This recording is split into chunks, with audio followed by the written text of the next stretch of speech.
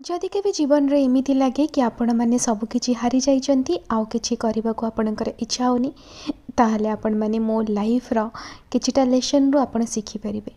मत भी 2015 पर्यंत एमिति लगुला कि मो लाइफ रे किछि मोटिव नाई।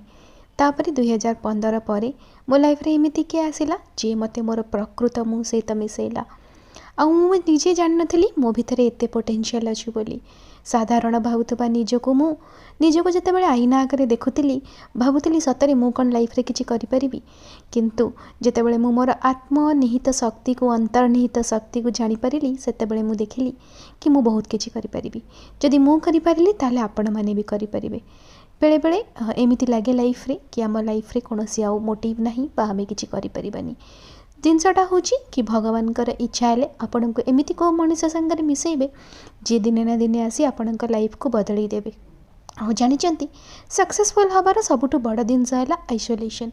आइसोलेशन माने एया नुह जे लोक मैंने दूरे रही जाई आपण मैंने केवल निजे निजे ही रहिबे बा एका ही जीवे। आइसोलेशन रो माने हैला अधिका समय निजे निजको दबा, निजको अधिका समय दे निजको टिके प्रायोरिटी देले आपण लाइफ रे बहुत किछि करि परिबे। से हुए तो आपण एबे जो परिस्थिति रे थांतु ना कहीं जीवन सब बेले सरप्राइज रे भरी होई थाए। आ विश्वास रखंतु भगवान आपण को निश्चिंत सक्सेसफुल करिवे। गोटे थर तांको ऊपर भरोसा रखी देखंतु आ जीवन शैली बदलंतु। भगवान से ईमान को ही सक्सेसफुल करंती जी माने भगवान का निकटर तत्तम हवा को चेष्टा करंती। आ भगवान का पाखरे पहुँचवार केवल गोटे मार्ग भगवत चिंतन आ निज लाइफ रे डिसिप्लिन मेंटेन।